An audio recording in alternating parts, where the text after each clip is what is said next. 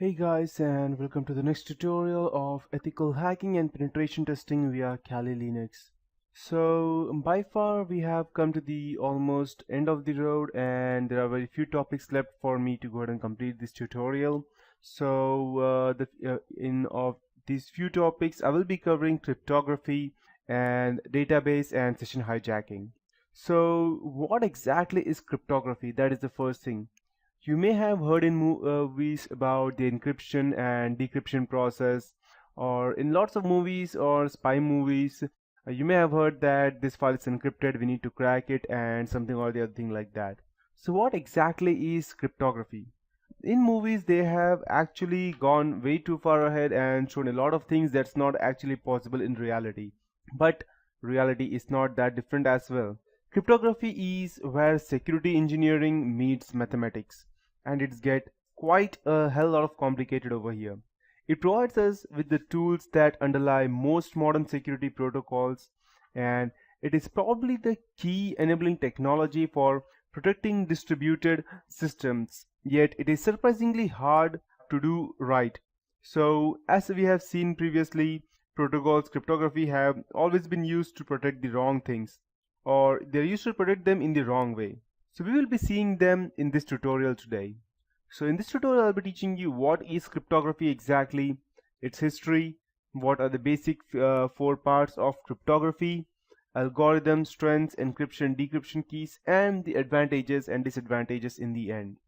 So to start with cryptography, there are always two main parts. One is the encryption and the other one is the decryption.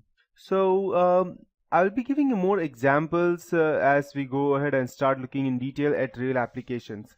Unfortunately, the computer security and cryptology communities have drifted like way too far from each other over the last few years. So security people don't always understand that the available crypto tools and crypto people don't understand the real world problems. There are a number of reasons such as different professional backgrounds, computer science versus mathematics, different research fundings, and besides that government have tried to protect or promote computer security research while suppressing cryptography.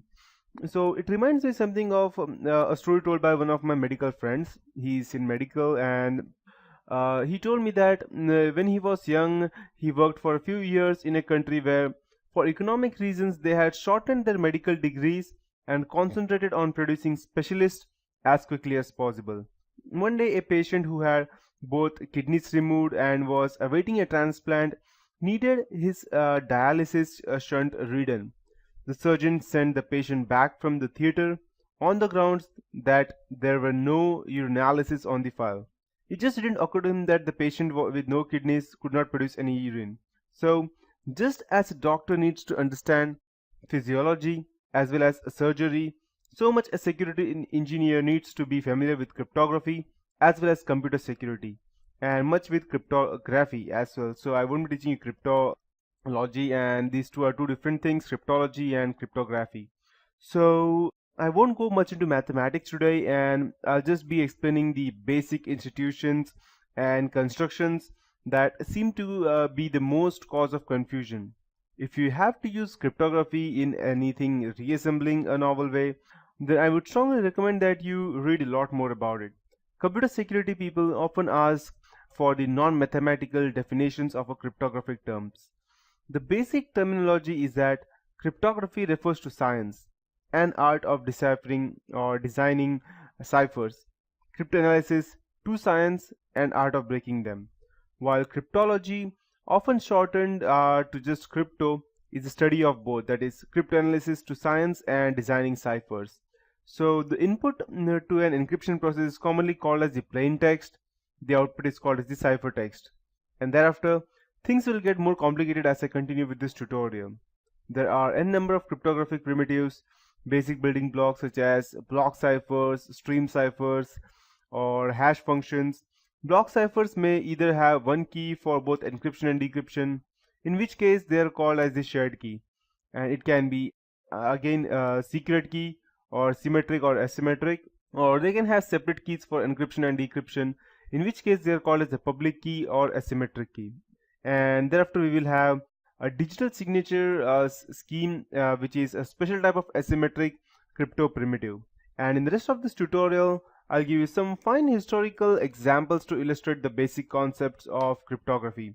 Then I'll try to fine-tune definitions by introducing random oracle model, which many cryptologists use. Finally, I'll show you some of the more important cryptographic algorithm, how they actually work, and how they can be used to protect data. So, if you remember this, then you might remember some of the old movies such as Da Vinci Demons, I believe, or you can remember something like the English movies such as famous as Angels and Demons. So you might be wondering what this is.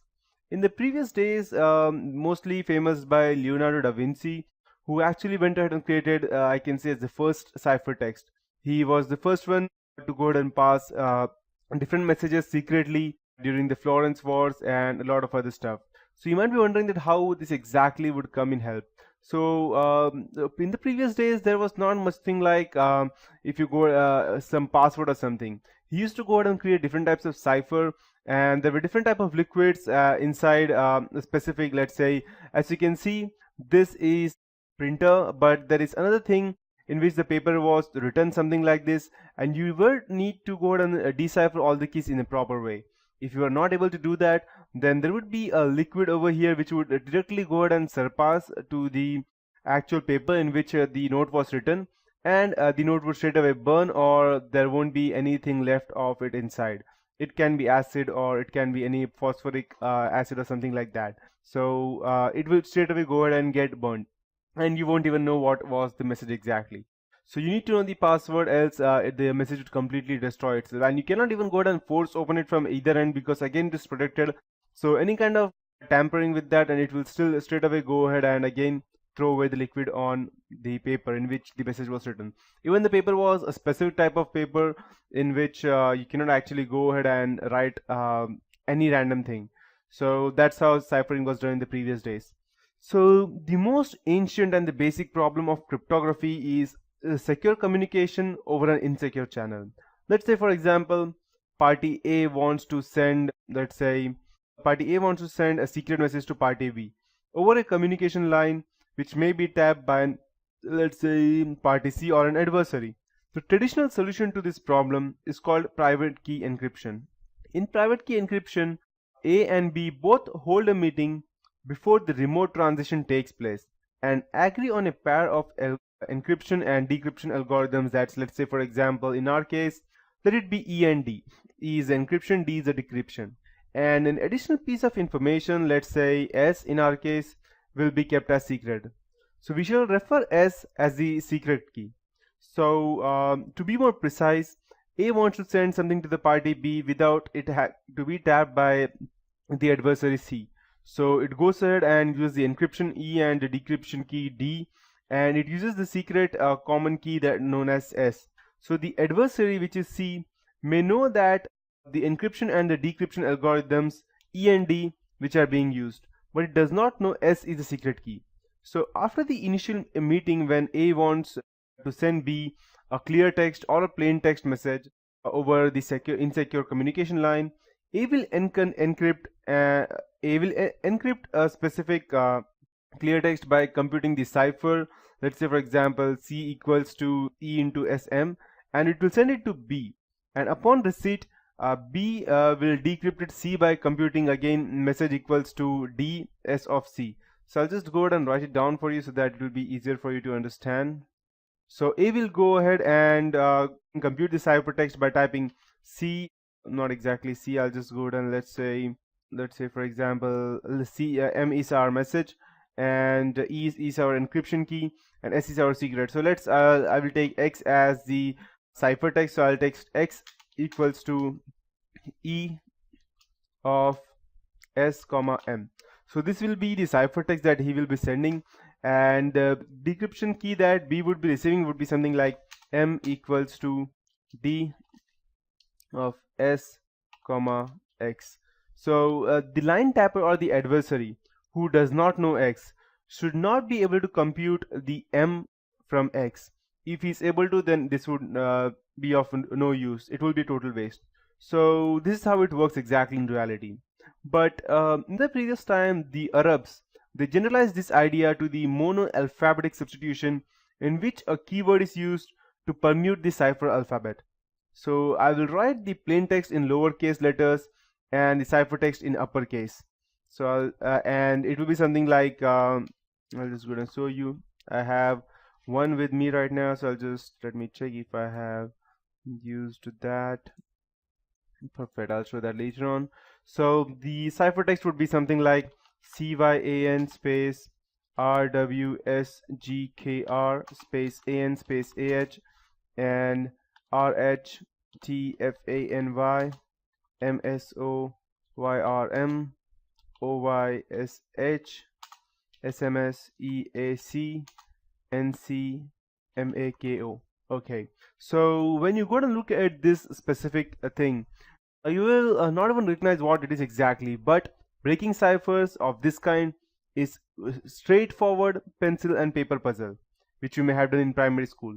The trick is that some letters and combination of letters are much common than others, and in English most common letters are E, T, A, I, O, N, S, H, R, D, L, U in that order. So artificial intelligence researchers have shown that interest in writing programs to solve monoalphabetic substitutions using letter and digraph that's letter pair frequencies alone typically succeed with about 600 letters of ciphertext, while smart strategies such as guessing probable words can cut this to from 600 to 150 letters, and a human cryptanalyst will usually require much less, like approximately around 50 to 75 letters, and it will probably go ahead and actually crack this word. So if I go ahead and try to crack this, so it will be something like, it will be I. So I will replace everything with I, and or rather than that, I'll just go ahead and show you an example. You can go ahead and try to crack it. This will be this. So you can go ahead and replace the CYAN that we had and replace every C with T, Y with H, A with I, and N with S. And you can straight away go ahead and try to crack this key. So this is an example as to how it was during previous days. So yeah, that would be it for this tutorial, and that's how it works. In the next tutorial, I'll be teaching you about the two different ways of making a cipher and how how in the previous days they used to go ahead and communicate through this type of plain text. Hello guys, and welcome to the next tutorial of ethical hacking and penetration testing via KaliLinux, and we are learning cryptography in this tutorial. So in the previous tutorial I taught you about what exactly cryptography is and how it works. So there are basically two ways to make a strong cipher, that is the stream cipher and the block cipher. So in the former you can make encryption rule, that in the former I mean the stream cipher, you can make the encryption rule depend on the plain text symbol, and that is you can go ahead and position in the stream of plain text symbols, while in block cipher you have to encrypt several plain text symbols at once in a block. So to make it more precise or more clearer, this is an example that I would be showing you. This is how people used to go ahead and send messages in the previous days. So this was the plain text cipher, and this was the key when it was decrypted. This was the exact cipher that came out when it was encrypted.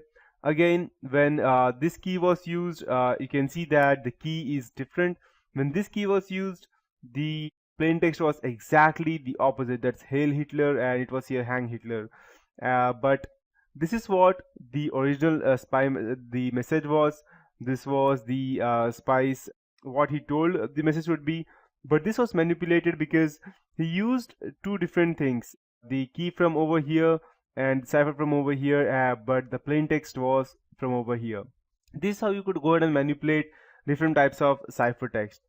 The one-time pad is still used for high-level diplomatic and intelligence traffic, but it consumes as much key material as there is traffic. Hence, it is too expensive for most applications. And it's more common for mainstream, or you can say as stream ciphers, to use a suitable pseudo-random number generator to expand a short key into a long key stream.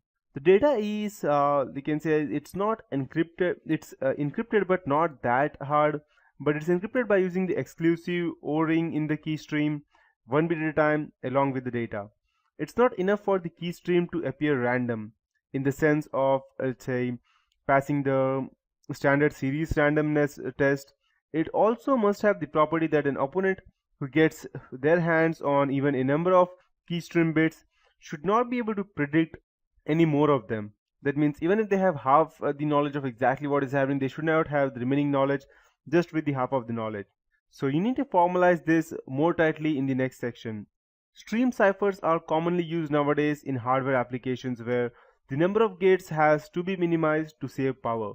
I will look at some actual designs in later tutorials, including the A-PHY algorithm used to encipher GSM mobile traffic and the multiplex shift register system that's used in pay-per-view TV or copyright and privacy protection, or you can see, like, for example, the Kaspersky key, for example, where you are only allowed to go ahead and use the antivirus if you have a corporation for only selected computers.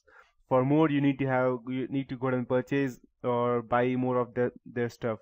So, however, block ciphers are more suited for many applications where encryption is done in software. So let's look at some of them. The random oracle. So before delving into the detailed design of modern ciphers, I want to take a few pages to refine the definitions of the various types of cipher. So readers who are the people who are watching, who are phobic about theoretical computer science, can go and skip this section, but I included this because you need a basic understanding of random oracles before you go ahead and proceed further, before you go ahead and understand many recent research papers on cryptography. The oracle model, or the random oracle model, seeks to formalize the idea that a cipher is good if and when viewed in a suitable way. It is distinguishable from a random function of a certain type. I will call a cryptographic primitive pseudorandom if it passes all the statistical and other tests that a random function of the appropriate type would pass. In whichever model of computation we are using, of course the cryptographic primitive will actually be an algorithm implemented as an array of gates in hardware or a program in software, but the outputs should look random by being indistinguishable from a suitable random oracle given the type and the number of tests that our computation model permits. In this way, we can hope to, let's say, separate the problem of designing ciphers from the problem of using them correctly. Mathematicians who design ciphers can provide evidence that the cipher is pseudo-random. Quite separately, a computer scientist who has designed a cryptographic protocol can try to prove that it is secure on the assumption that the crypto primitives used to implement it are pseudo-random. The process is not infallible because, as I saw with proof of protocol correctness, theorems can have bugs similar to programs. Programs could be idealized wrongly, or the mathematicians might be using a different model of computation from the computer scientist. But at least some progress can be made though. So you can visualize a random oracle as an elf sitting in a black box, as you can see in the lower part of this image, and with a source of physical randomness and some means of storage. So the elf will accept inputs of certain type, then look in the scroll to see whether this query has ever been answered before. If so, it will give the answer it finds. If not, it will generate an answer at random times by throwing the dice. I'll further assume that there is some kind of bandwidth limitation, that the elf will answer only so many queries every second. This ideal will turn out to be useful as a way of refining our notions of a stream cipher, a hash function, a block cipher, a public key encryption algorithm, and a digital signature screen. Finally, we will get a useful simplification of our conceptual model by noting that encryption can be used to protect data across time as well as across distance. A good example is when we encrypt data before storing it with a third-party backup service and may decrypt it later if we have to recover from a disk crash. So in this case, we need only a single encryption decryption device rather than one at each end of a communication link. This is sort of an application that, let's say, we will be modeling here. The user takes a diskette to the cipher machines, types in a key, issues an instruction, and the data gets transformed in an appropriate way. And that's how it works, to be more specific. Similar to random oracle model, we also have the random functions, that is the hash functions. So as you can see, it's quite self-explanatory. The first type of random oracle is the random function. A random function accepts an input string of any length and outputs a random string of fixed length, say n bits long. So the ELF just has a simple list of inputs and outputs which grows steadily as it works. I'll ignore any effects on the size of the scroll and assume that all queries are answered in constant time. So random functions are our model for one-way functions or cryptographic hash functions, which we may have practical uses for. They were first used in computer systems for one-way encryption of passwords in the 1960s, and as mentioned previously, they are used today in number of authentication systems. They are also used to compute message digest. Given a message, say a message M, we can pass it to pseudo-random function to give a digest, say H for M, which can stand in the message in various applications. One example is digital signature. Signature algorithms tend to be slow if the message is long. So it's usually convenient to sign a message digest rather than the message itself. Another application is timestamping. If we want evidence that we possessed, let's say, a given electronic document by a certain date, we might submit it to an online timestamping service. However, if the document is still secret, for example, an invention that we plan to patent and for which we merely want to establish a priority date, then we might not send the timestamping service the whole document but just the message digest. The output of the hash function is known as the hash value or message digest, an input corresponding to a given hash value in its pre-image. The verb to hash is used to refer the computation of hash value, and similarly the hash is also used a noun to refer to the hash value. So that's how it works in reality. And that would be it for this tutorial. For this end, in the next tutorial I'll be continuing with something called as the birthday theorem, the block and the stream ciphers. Hey guys, and welcome to the next tutorial of ethical hacking and penetration testing via KaliLinux. So in this tutorial we would be taking a look at the birthday theorem. So yep, it is exactly what it looks like. Gx raised to n plus y raised to n is unequal to z raised to n where n is less than 2, and this might go completely bouncer for you and you might not understand any of these things, and I completely understand that. So to be more precise, the birthday theorem was previously known as capture-recapture statistics, which was invented in the 1930s to count fish. Yeah, seriously, fish. Suppose let's say there are n number of fish in a lake and you can catch m number of them, tag them and throw them back. Then when you first catch a fish you have tagged already, m should be about the square root of n. And the intuitive reason this holds is that once you have Vn number of samples, each could potentially match any of the others.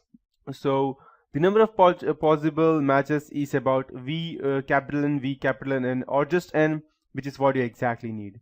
So this might be a bit confusing for you to understand. You can just go ahead and repeat the tutorial, but I cannot make it more easier than it is exactly what I could say. Or I can say that that's the most easier definition I could give you right now. You can go ahead and search multiple things on the web to go ahead and search more about the birthday theorem, but I have actually went ahead and researched a lot of things about birthday theorem, and this was the easiest I could go ahead and teach you right now. So the birthday theorem has many applications for security engineer. Let's say for example, if you have a biometric system that can authenticate a person's claim, identify with a probability of 1 in a million that two randomly selected subjects will be falsely identified as the same person. This does not mean that we can use it as a reliable means of identification in a university with a user population of 20,000 staff and patients, just because there will be almost 200 million possible pairs. In fact, you can expect to find the first collision, the first pair of people who can be mistaken for each other by the system once you have, let's say, somewhat 1,000 people enrolled. In some application collisions, search attacks are not a problem, such as in a challenge response protocol where an attacker would have to be able to find the answer to the challenge just issued, where you can prevent challenges from repeating itself. For example, challenge might not be really random but generated by encrypting a counter. In identify friend or foe IFF systems, for example. Common equipment has a response length of 40 to 80 bits, and that's how what birthday theorems are. After that, we have random generators, that's stream ciphers versus the block ciphers. And the second basic cryptographic primitive is the random generator, also known as a key stream generator or a stream cipher. This is also a random function, but unlike in the hash function case, it has a short input and a long output.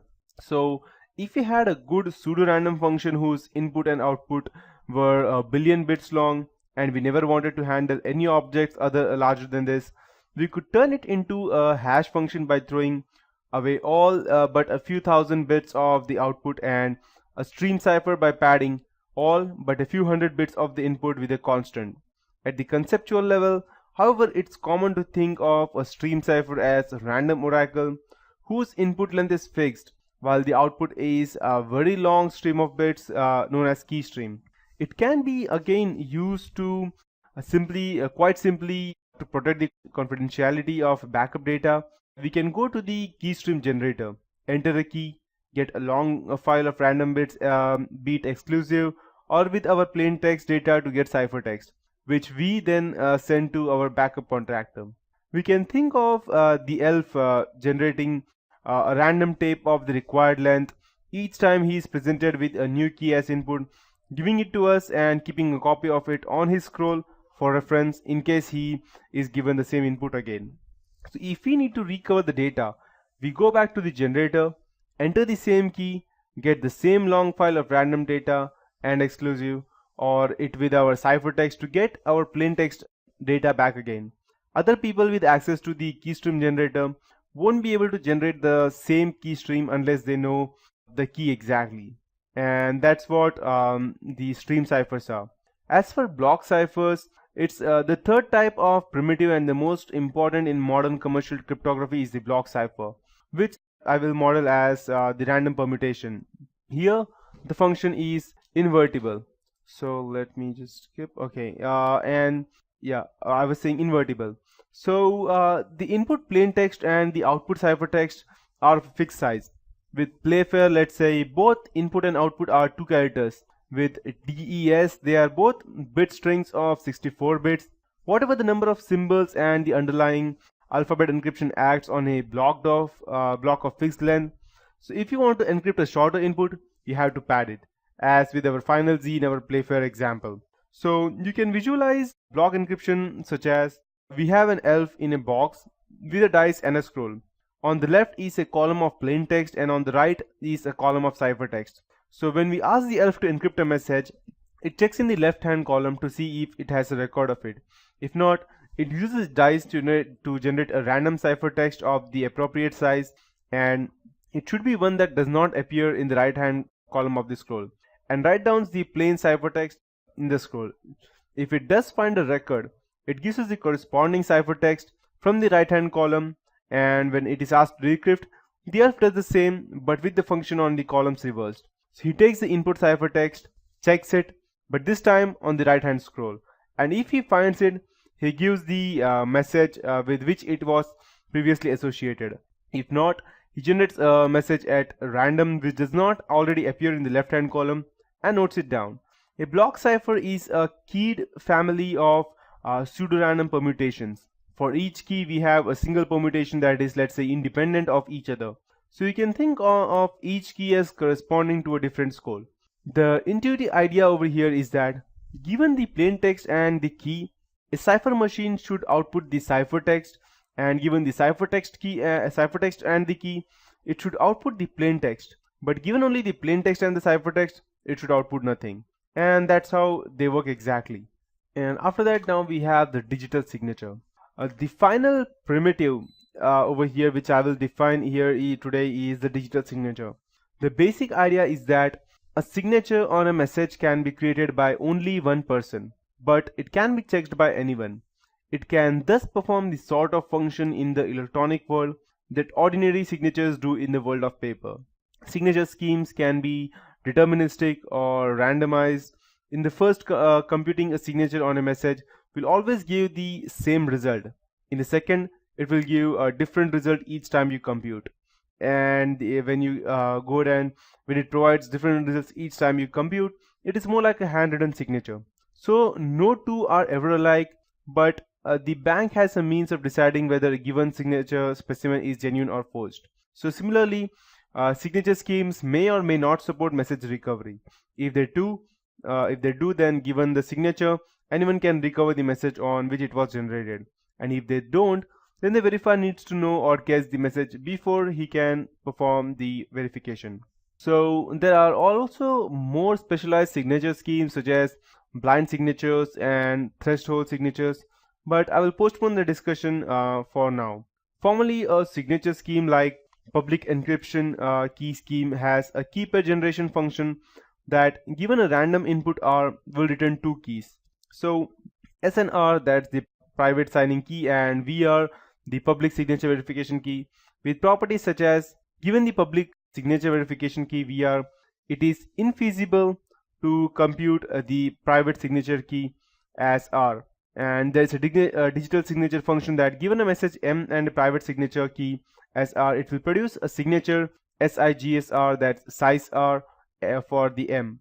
And there is a signature verification function that, given the signature size RM and the public signature verification key VR, will always output true if the signature was computed correctly with SR, otherwise it will go ahead and give the output as false. So yep, and that would be it for this tutorial. I'll be ending with this digital signature platform. In the next tutorial, I'll be going ahead and completing the basics parts and the advantages and disadvantages of ciphertext. Hey guys, welcome to the next tutorial of ethical hacking and penetration testing via KaliLinux. Today I will be continuing with the digital signatures and the different basic parts of a cryptology or cryptography. So before I proceed, in our random oracle model, we can model a digital signature algorithm as well, and that can act as a random function that reduces any input message to a one-way hash value of fixed length, followed by a special kind of cipher block, or in which the elf will perform the operation in one direction known as signature for only one principal, while in the other direction it will perform a verification of anybody. So starting off with the basic parts of, there are four basic parts in a cryptography. So the first one is the plain text. It is an unscrambled information to be transmitted, and it could be a simpler text document, a credit card number, a password, a bank account number, or sensitive information such as payroll data, personal information, or secret formula being transmitted between organizations. The second part is the ciphertext. A ciphertext represents a plain text rendered unintelligible by the application of a mathematical algorithm. Ciphertext is the encrypted plain text that is transmitted to the receiver. After that, we have the cryptographic algorithm, that's a mathematical formula which is used to scramble the plain text to yield the ciphertext. Converting plain text to ciphertext using the cryptographic algorithm is called as encryption, and converting the ciphertext back to plain text using the same cryptographic algorithm is called as the decryption. After that, we have the final part, that is the key. Mathematical value or formula or process that determines how a plain text message is encrypted or decrypted. The key is the only way to decipher the scrambled information. And yep, these are the four parts of actually the actual cryptography and how it looks like. So, and finally we come to the advantages and disadvantages of cryptography. So even though public key cryptography is the accepted standard, it's not foolproof. For this reason, it has not completely replaced symmetric cryptography. So there are some advantages and disadvantages of it. The advantages being that the biggest advantage of public key cryptography is that the secure nature of the private key. In fact, it never needs to be transmitted or revealed to anyone. It enables the use of digital signatures and digital timestamps as well, which is as of now the very secure technique to signature authorization. So I will look into digital timestamps and digital signatures in a moment. The disadvantages are that transmission time for documents encrypted using public key cryptography are significantly slower than the symmetric cryptography. In fact, transmission of very large documents is prohibitive.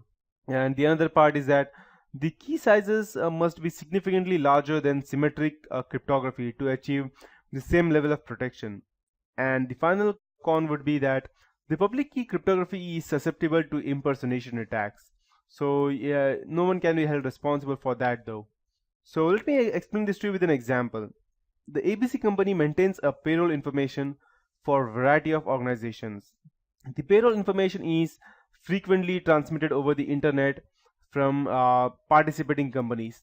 So for security reasons, the ABC company conducts all of its internet transactions using public key cryptography. The company owns both public and private key encryption.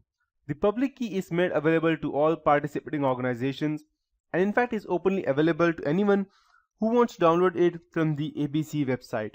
The private key is kept secure in bank vault at, let's say, ABC headquarters. So when the XYZ company wants to transmit its payroll data to the ABC company, it first encrypts the data using the ABC company's public key. Once it is encrypted, the scrambled payroll data is transmitted securely over the internet to the ABC company's processing department. If the information is intercepted along the way, all the interceptors will see is scrambled information and nothing else. Even if the public key, which is very possible, they will not be able to unscramble the information. So the only private key can do that. Once the information is received by ABC, the private key is used to unscramble the information, allowing the processing document to process the payroll. Using symmetric cryptography, the ABC company would have to deliver through some secure means, such as a courier, a copy of its one and only private key. Since the same key is used to both encrypt and decrypt the information, both sender and receiver must have a copy. So if XYZ is a new client for ABC, ABC must first send a copy of the secret key so that XYZ can encrypt its payroll information and transmit it to ABC. ABC, using the same key, decrypts the XYZ information and processes the payroll data. Since a system is only as strong as its the weakest link, key security during transmission becomes an important or extremely important for XYZ as encrypting the data. As mentioned earlier, public key cryptography lends itself to a new technology called as digital signatures. Digital signatures involve a reversing of the normal public-private encryption-decryption process. So here is an example that demonstrates its use. I'll give you one more example for that. Let's say Mary wants to, let's say for example, Mary wants to send the ABC company a request for a special document. Before the ABC company can send that document, they must be assured that the requester is actually Mary and not some person impersonating her. So a digital signature can verify Mary's validity to ABC in such a way. Mary first encrypts her name using her private key. She then encrypts the request along with the encrypted name using the ABC company's well-known public key. When the ABC company receives the message, it decrypts the request using its private key and then decrypts the signature using Mary's well-publicized public key. If the name decrypts successfully, then it must be Mary's signature, since she is the only one who could have encrypted it with her secret private key. The request can be safely processed. Digital signatures are gaining popularity in many internet transactions involving signature verification, such as contracts and other legal negotiations, as well as court documents.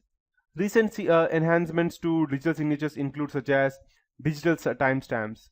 Digital timestamps apply when a criteria to a digital signature by attaching a widely publicized document or summary number to the signature. The summary number is only produced at some given point of time, which is essentially linking the signature to a certain date or time. It's an especially effective technology since it doesn't rely on the security of keys. But there are several other ways as to how you can go ahead and protect your key. One of them is that you need to be smart so that any other person who is actually going ahead and using these stuff do not know what you're exactly doing, because if someone has an idea that there is some or the other way to go ahead and get inside your private space, then it will be very hard for any of them to go ahead and actually gain access to your organization. So yeah, that would be it for this tutorial, and that's how cryptanalysis, encryption and detection attack works. So that's it for this tutorial. In the next tutorial, we'll be taking a look at session hijacking and cookie stealing.